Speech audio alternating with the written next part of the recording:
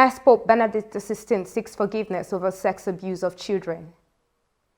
Gunmen adult Edo Ipman chairman kill driver, injure other. NFF retains Seguavan as interim coach, includes Amunike in technical crew. Details coming up shortly.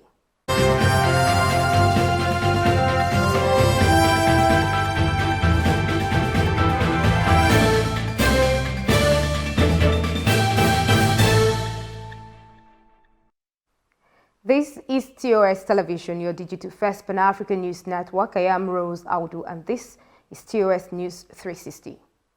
We begin with the international scene where Pope Benedict XVI has asked for forgiveness on Tuesday over clerical sex abuse of children that occurred under his watch in senior roles in the Catholic Church.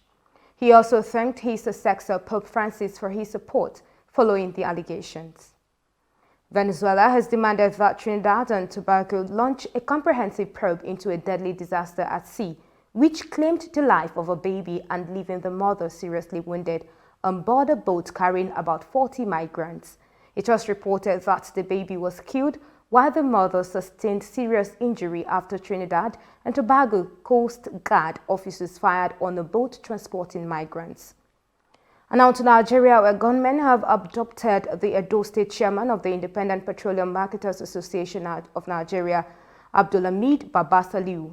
It was reported that his driver was killed and his security detail was injured during an invasion of his residence at the Jatu area, Asaka West local government area of Edo State. And the Senate on Tuesday amended the bill seeking to establish the Federal Polytechnic Orogun, Delta State. According to the Special Assistant to the Senate President on Press, Esrol Tabiowo, the amendment was made sequel to a motion for recommittee to the Committee of the Whole. The motion for recommittee was sponsored by the Senate leader, Yahaya Abdullahi. And Vice President Yemi Osinbajo has denied reports that he plans to declare his intention to run for the president ahead of the 2023 elections after the All Progressives Congress convention scheduled for February 26. The Senior Special Assistant to the Vice President on Media and Publicity, Laolua Konde, on Monday said the report is false and speculative. He added that any information on the action of the Vice President would come directly from his office and not the press. This is your digital first Pan-African news network, TOS Television. You're watching TOS News 360. Africa, business and sports stories. When we return, to stay with us.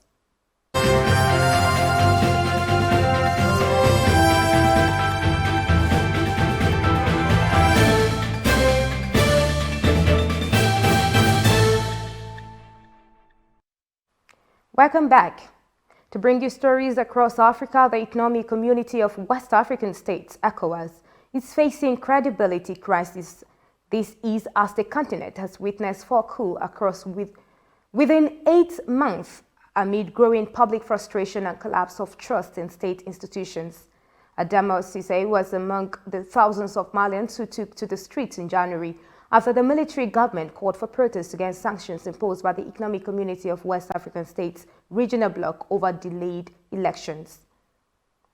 The United Nations World Food Programme has said an estimated 13 million people in the Horn of Africa are facing severe hunger. The UN added that the drought conditions have affected pastoral and farmer populations across South Sudan and southeastern Ethiopia, southeastern and northern Kenya, south-central Somalia, with forecasts of below-average rainfall threatening to worsen already serious conditions in the coming months. Libya's parliament is set to name new prime minister to head the transitional government, raising concerns over the possibility of a new power struggle. 2 candidates, former Interior Minister Fathi Bashaga and Minister Councillor Khalid Al-Baibaz, appeared in a parliamentary session on Monday in the eastern city of Tobruk to present their plans and submit their bids to replace Prime Minister Abdul Hamid. To bring you a business story, the International Monetary Fund (IMF) has said that the Nigerian economy was recovering from a historic downturn, benefiting from government policy support, rising oil prices, and international financial assistance. The organization explained that Nigeria exited the recession in fourth quarter of 2020, and output rose by 4.1%. In the third quarter, with broad-based growth except for the oil sector, which is facing security and technical challenges. And in sports, Austin Orogun has been retained as the interim manager of the Super Eagles as the team prepares for the World Cup qualifiers in Qatar later in the year. The decision of the NFF to retain Orogun as the Eagles interim coach is not unconnected to the brilliant performance of the team at the group stage of the just concluded AFCON 2021 tournament. A former Flying Eagles coach, Emmanuel Amunike, was also appointed to join the technical crew.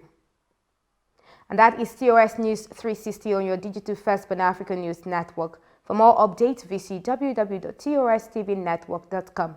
Do follow and like our social media handles on Facebook, Twitter, and Instagram. And remember to subscribe on YouTube. Do stay with us and enjoy more programs on TOS Television Network. I am Rose Audu, and many thanks for watching.